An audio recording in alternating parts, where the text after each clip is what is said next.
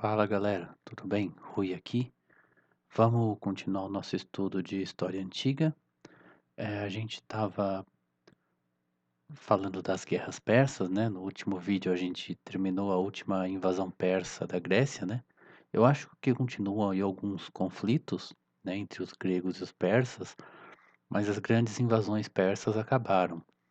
Então hoje a gente vai fazer uma recapitulada da literatura grega hoje nos próximos vídeos, né?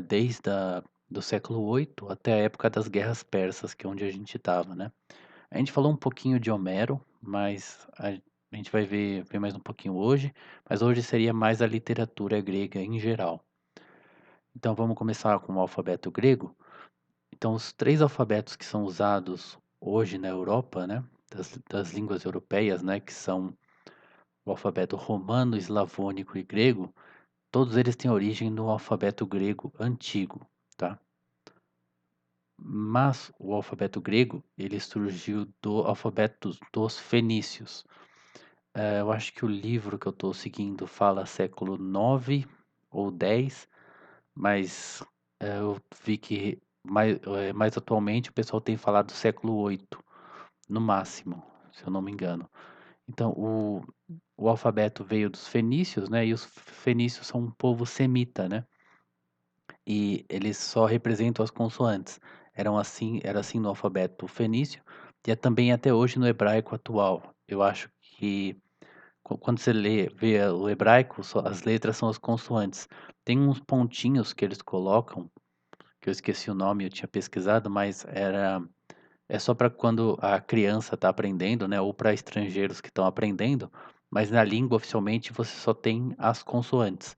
Então todas as letras hebraicas são consoantes e no alfabeto fenício desde aquela época é assim também.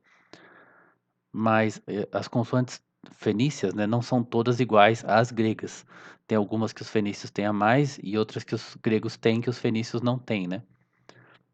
Por isso então os gregos aproveitaram que tinham umas letras dos fenícios que não tinham equivalente no grego e não tinha vogais no alfabeto fenício, então eles fizeram essa novidade de introduzir a escrita das vogais. Então imagina, se a gente tem vogais no português, é por causa dos gregos, né? Usando essas letras fenícias que estavam a mais, não a mais, né, mas representavam sons que não tinham no grego, né? Assim como algumas consoantes também, né? Então eles pegaram as letras que não tinham uso e botaram para as vogais e para as consoantes que não tinham uso no grego. Então, as que se mantiveram seria o B, G, D, L, M, N, R, né, se mantiveram iguais. Aí o Aleph, que é uma letra que também está no alfabeto hebraico, que seria o livro descreveu como um sopro suave, né? Eu deveria ter olhado o nome. Hoje em dia tem uns nomes mais técnicos, ah, mais corretos, né? Mais melhores, uma descrição melhor, né? Mas o Aleph se tornou o nosso A, né? Inclusive o Aleph é a primeira letra do alfabeto hebraico. E o A é a nossa primeira letra também, né? E quando você olha nas tabelas tipo de equivalência, coloca que o A é descendente direto do Aleph. Mas isso é a letra, né? Acho que seria, diria assim, o grafema, o grafismo, né? Porque o A em si significa um som diferente do Aleph, né? Mas em termos de símbolo, né? É uma continuação. Então teria essa letra também. Mas aqui são letras que vieram do fenício e não do hebraico, tá? Eu só estou usando o hebraico como comparação, porque o hebraico, ele é, num certo sentido, mais próximo da gente, né? Por causa da Bíblia, né? E ainda hoje é usado no Estado de Israel, né? E porque ele é parente do fenício, né? Tem essa, tem similaridades também, né? Então tem o Ain, não sei se é Ain, mas seria um som gutural. Gutural é ali da garganta, né? Que deu origem ao nosso O Re, fenício deu origem ao nosso E, ou pelo menos dos gregos, né? O het, que era foi usado para o som áspero, que é esse de H áspero, tipo de hospital, no inglês tem mais, né? Esse H com som de R, né? Eles inventaram um novo símbolo para o U. Ah, tá, e o E, eu coloquei duas vezes aqui o het, como um som áspero de H, né? Então algumas outras letras foram inventadas, mas o alfabeto grego não era padronizado, né? A Grécia é um monte de gente diferente, com coisas falando diferente, né? Tem várias as regiõezinhas todas separadas por montanhas, né, então, obviamente que o alfabeto não era padronizado e teve maneiras diferentes de represen em regiões diferentes. E primeiro a escrita foi da direita para a esquerda, né, se você conhece de novo o hebraico, você sabe que ele é escrito da direita para a esquerda, né. O também era assim o fenício, né, então eles quando receberam o alfabeto foi assim mesmo, da direita para a esquerda. Depois parece que surgiu temporariamente uma forma em que era alternado, então você começava escrevendo da direita para a esquerda, aí quando acabava a linha você ia logo para baixo, você não voltava lá para a direita da outra linha, você continuava escrevendo logo embaixo da esquerda para a direita, aí da direita para a esquerda de novo, né, tipo fazendo sem pular de volta para a direita, né, sem voltar para o começo. Mas aí acabou tornando padrão a escrita da esquerda para a direita como a gente tem hoje.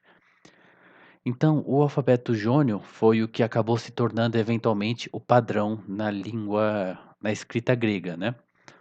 Então eles algumas peculiaridades, né, dele é que os jônios usaram a letra eta, né, que é esse H, e parece o minúsculo parece o N, né, vocês estão vendo aí, um N com uma perna mais comprida, que não representava o som de H, né, mas o som de E. Então aqui a gente tem algumas palavras com usando, né, o eta, né, então você vê que a primeira é Hélios, que é sol, né, e o H não talvez a gente escreva com H, porque o eta parece um H, né, quando a gente vai passar para o português, né. Mas a princípio esse H, na verda que esse porque essa primeira letra que parece um H, na verdade é um eta, né, que dá o som de Hélios, pelo menos é o que eu estou entendendo, né. Se alguém souber que não é assim, por favor, pode me corrigir. Então também a gente tem a palavra hedone, né, que é prazer, né, de hedonismo. Então você vê que a primeira letra é um eta maiúsculo, né, que dá o som de E, e a última letra é um eta minúsculo, que termina o som de edone. Então, é, quando de edon, e também termina com ne, então dá o som de E. Então, esse eta é o som de E. Então eles também pararam de pronunciar o som do W, como em William, né, e abandonaram a letra que representava esse som, que era o de gama. Então vocês viram o vídeo de Homero, vocês sabem que tem essa questão do de gama, né, porque na língua, antiga, na língua de Homero, eles pronunciavam o de gama, né, então isso é preciso para você ter as sílabas poéticas todas certinhas, né, para dar o hexâmetro datílico. Então tem esse problema, né. E quando descobriram o alfabeto, meu Deus, não micênico, mas da ilha de Creta, né, de minoico, tinha o som de W, né, do William, né, então isso corrige ali o verso, né, então fica a métrica certinha, né. Então e o de gama era a letra que se representava ele era o F, ele parece um Fzinho. É de gama porque eu acho que esse F parecia um gama do jeito que eles escreviam, por isso que chama de gama, é o segundo gama, seria isso. Então, quando a gente chega à metade do século IV, todas as outras formas foram abandonadas em favor do alfabeto jônio, que foi oficializado em Atenas em 403 a.C., né. Você vê que Atenas era uma cidade jônia, né, de origem jônia, na verdade os jônios meio que saíram dali da Ática, né, eles têm um parentesco, tanto que o Pisístrato fazia o festival panjônico, né. E então você vê a importância também de Atenas, né, porque depois que ele passa a ser usado em Atenas, passa a ser usado pela Grécia inteira, né. Se é que essa relação que ele está falando é realmente de causalidade, né. Provavelmente, porque Atenas foi sim muito importante, né, mas, então como o alfabeto latino não descende do jônio, ele meio que descende também do alfabeto fenício, mas para um outro ramo, por assim dizer. Na verdade eu acho que eu não tenho certeza, precisava ter pesquisado isso, mas eu acho que já tinha uma colonização grega na Itália, né. Não sei se tinha dos fenícios, porque tinha uma outra civilização que era os etruscos lá, né, mas talvez, ou não sei se por influência dos gregos ou dos fenícios, mas o alfabeto já tinha uma colonização grega na Itália antes dessa época aí de 403, bem antes deve ser. Então o alfabeto romano, né, latino, que é o que a gente usa, não é descendente direto do jônio, tá. Então, como, foi no alfabeto jônio que o de gama foi perdido, né, então o H foi mantido como uma consoante, que nem a gente usa hoje em dia, né. Você viu que no caso do eta, né, seria o eta, né, o eta é uma vogal. E o de gama continua continuou, mas ele passou a representar um som aspirado labial, como o livro chama, que hoje em dia chama de consoante fricativa lábio-dental surda, né? Uma consoante, esse F, né? Faz o som de fricativo. E se você perceber bem, eu acho que é isso. Você coloca o dente no lábio quando você faz um som de F. Pelo menos eu sinto o, o dente encostando no lábio. Por isso que eu acho que é lábio dental surda, não sei por quê. Mas não sei como que esse som de tipo de W virou um F, né? Mas realmente você vê que a letra se manteve, né. E o H continuou com uma consoante que nem era desde a época dos fenícios, que só tinham consoantes, né. Eu vejo tem uma figura que aparece às vezes na internet, que é a origem do alfabeto, em inglês, né, porque é uma imagem em inglês, e ele coloca o fenício, o grego, o latino antigo, né, sem o U, sem o J, né, e indo para o inglês. Então ele dá a entender que o quando você coloca assim, né, nessa ordem, dá a entender que o alfabeto latino veio do alfabeto grego, que pelo que eu vi no livro aqui não é verdade, né. Alguma influência pode ter tido, né, porque os romanos conquistaram depois a Grécia, né, e aprenderam muitas coisas com os gregos, né, mas não seria um descendente direto, né. E aí teria que explicar por que que a gente tem então o H como consoante, né, e o som do a letra do digama continuando no nosso alfabeto, né. Então vamos falar um pouquinho dos poetas. Primeiro os poetas épicos, são só os que a gente vai ver hoje, os poetas épicos, são chamados de rapsodos. Então a literatura grega, para ele, começa com Homero no século 9. Eu acho que hoje em dia o pessoal está colocando Homero mais no século 8, tá. Mas na época o livro colocava século 9, mas é sempre uma disputa, né, uma confusão aí, mas, então o que ele fala é o seguinte, que o Homero na verdade ele é o resultado de um longo desenvolvimento da poesia grega. Primeiro na Grécia europeia, depois na Jônia, né, que é a Grécia, é uma parte ali da Grécia asiática, do qual nós não temos informações diretas. Então, a gente pode apenas dizer que uma primeira etapa de canções narrativas, cantadas ao acompanhamento da lira, foi seguida por uma de contos épicos, recitados por rapsodos. Pelo visto, o Google me encheu o saco de que rapsodos não tem acento circunflexo, mas aqui eu coloquei no começo, mas eu acho que quando eu estava refazendo, o Google disse que não tem. E que então, desculpa, sair pela tangente, mas seria uma série de contos épicos recitados por rapsodos e que, pelo século IX, o verso épico, que é o hexâmetro, a gente vai ver um pouquinho mais depois sobre ele, foi refinado e aperfeiçoado, tornando-se um instrumento pelo qual o gênio de Homero podia se expressar-se. Então, quer dizer, Homero já estaria no final de uma tradição, da qual a gente não conhece muita coisa.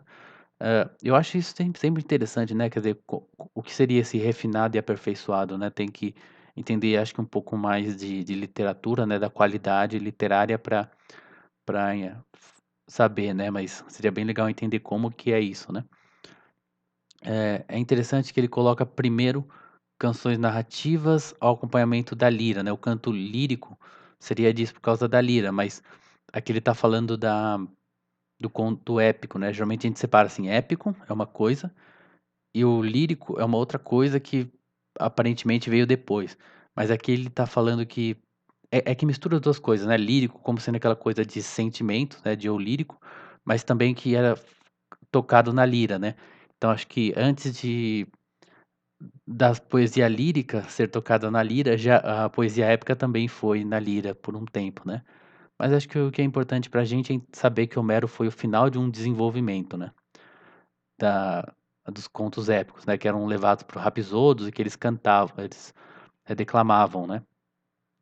Então ele diz assim: "O período entre os épicos de Homero e o drama ático", que esses são tipo 2 pontos muito grandes, né, Homero e o drama ático, né, o drama principalmente dos atenienses, né, o teatro, né. Ele fala assim: "Ele é mais longo que o período entre Shakespeare e o início do século XX". É porque o livro é do século XX, né, e para o público inglês que estava lendo, eles teriam uma noção melhor desse tempo, né, mas são tipo uns 3 séculos, né, alguma coisa assim. Então é muito tempo. O desenvolvimento intelectual não é menos impressionante que o político, e a obscuridade desse é igual à daquele. Então, quer dizer, a gente tem uma obscuridade muito grande entre Homero e o dramático, né, mas é um período muito longo que teve muitas mudanças, então deveria ter muita coisa interessante ali, né. É lamentável não só a perda da poesia pré-homérica, então essa poesia que veio antes de Homero e que Homero seria o ponto máximo, né, essa poesia que permitiu Homero ser tudo que ele é, da qual os próprios gregos não conheciam nada, mas talvez mais lamentável é a perda da maior parte da poesia que vai de Homero às guerras persas. Da poesia grega até o século V, que muitas gerações de Horácio em diante desfrutaram, temos apenas fragmentos e peças curtas, com exceção de Hesíodo e Teógenes, mas esses dois, né, que apesar de interessantes por várias razões, não são poetas de primeira classe. Então, a gente só tem trechos, peças curtas, né, e Hesíodo e Teógenes, que a gente tem muita coisa, tem peças inteiras, não são poetas de primeira classe. Então é bem interessante. E aí ele diz então que Horácio, que era do século I, e algumas gerações posteriores, tinham acesso a uma boa parte dessa poesia e a gente não tem, né. Uma vez eu estava vendo um cara falando sobre numismática, que é o estudo das moedas, né, e ele falava que às vezes a numismática que dá mais informações pra gente que os textos, né. E aí ele até citou que tem um livro, depois eu posso procurar para dar o link para vocês, mas é um livro só falando de livros que nós sabemos que existiram, mas que não existem mais, né, porque a gente tem referência a eles em outros livros, né. Então, dá para escrever um livro só com livros que a gente sabe que existe e que se perderam, que a gente não tem mais, né. Mas falando então um pouco do caráter geral dessa poesia entre Homero e o dramático, que o dramático vai vir em seguida, depois das guerras persas ainda. Por isso que é justamente a parte que a gente tá, né, entre Homero e o dramático. Então, os gregos asiáticos originaram a maioria dos gêneros poéticos desses séculos, assim como a literatura em prosa. É bem engraçado isso, como a poesia surge antes da prosa, geralmente, né? Que a prosa, pelo menos pra gente, parece mais natural, né? A poesia parece um negócio meio artificial, assim. Mas a galera gosta mesmo de poesia, né? Sempre surgem os poemas primeiro, as canções, né? Depois que o pessoal desenvolve a prosa. É bem estranho. Mas os gregos europeus, então, por outro lado, foram responsáveis pelo desenvolvimento da poesia lírica, que era cantada por corais, e posteriormente pela criação da tragédia e da comédia. Mas para uma história literária clara, as datas estão faltando. Então vamos sair desde Homero até chegar ali à época das guerras persas. Primeiro os poetas ali próximos de Homero. Então os poetas contemporâneos de Homero, que teriam sido responsáveis por outros poemas do ciclo épico, que contam ali a história da guerra de Troia, a gente falou um pouquinho disso nos vídeos sobre Homero, são chamados de poetas cíclicos, porque seria o ciclo épico, né, então poetas cíclicos. Eles são poetas menores. Dificilmente cometemos, eu escrevi cometermos, dificilmente cometemos alguma injustiça se dissermos que nenhum deles aprendeu a técnica da construção de Homero ou acrescentou algo de novo. Aprendeu a técnica, ele está dizendo, quer dizer, foi tão bom quanto Homero, né? Então eles não chegaram, não conseguiram fazer tudo o que Homero fez, nem acrescentar nada de novo. O valor desse corpo de poesia é pouco mais que o de um guia de mitologia, fornecendo os temas para os poetas líricos e para os escultores áticos dos séculos 6 e 5. Então, se você é interessado em mitologia, quer saber como que eles pensavam, né, o que que eles acreditavam, você vai e vê, mas não é uma coisa de valor literário muito grande. Aí os rapsodos pós-homéricos foram às vezes bem-sucedidos em histórias curtas, como no caso dos hinos homéricos, uma coleção de prelúdios a recitações. Então, desses hinos, o mais importante é talvez o hino a Deméter. Cada hino é hino a um deus. Então, tem hino a Apolo, hino a Vênus, né? Então, tem esse hino a Deméter, que conta a história do rapto de Perséfone por Hades. Essa é a história de como surgem as estações do ano, né? Porque, bom, hã, Perséfone é raptada, né? E eles chegam a um acordo de que 6 meses Perséfone fica com Hades, 6 meses ela volta para o Olimpo, né. Então durante os meses em que ela tá no Olimpo, né, são as estações da primavera e do verão, e quando ela tem que ir embora e ficar 6 meses com Hades é o outono e o inverno, né. Mas então ele a busca, né, de Deméter pela filha, né, e a fundação do culto a elas em Eleusis, né. Tem esse culto dos mistérios eleusianos, que o justamente porque Deméter ela o Perséfone foi capturada, né, e ela vai para o submundo e ela fica indo e voltando do submundo, os esses cultos eleusianos tinham uma coisa de você descer até o submundo, né, é uma coisa meio mística, uma religião de mistérios, né. É esoterismo, né. Então e ela é considerada a fonte mais antiga quanto aos mistérios eleusinos, e ela foi composta na Grécia continental por um poeta que foi iniciado dos mistérios, né, e também é um trabalho de muito talento. Aí, dos poetas importantes, né, desse período também é Hesíodo, que os gregos consideravam menor apenas que Homero. Então, fica aí uma lição de casa de você pegar a história da literatura ocidental do Carpo, o primeiro capítulo da primeira parte, né, que é a herança, a literatura grega antiga, né, e ele faz esse paralelo entre Homero e Hesíodo. Homero sendo mais um poeta épico da grandeza, né, dos heróis, e Hesíodo a gente vai ver, ele o Carpo acho que foca mais nele como um poeta dos camponeses, da vida comum. Apesar de que ele tem também a teogonia, como a gente vai ver, mas fica aí a lição de casa, pegar o que eu tô falando aqui e tentar fazer o paralelo com o que o Carpo tá dizendo, ver o que tem a ver, o que não tem, que já faz um tempo que eu li essa parte do Carpo. Eu vou fazer isso de novo também para ver o que que bate e o que não bate, né. Mas então ele viveu no mais tardar no século 8 na Beócia, você vê que é ali do lado da Ática, né.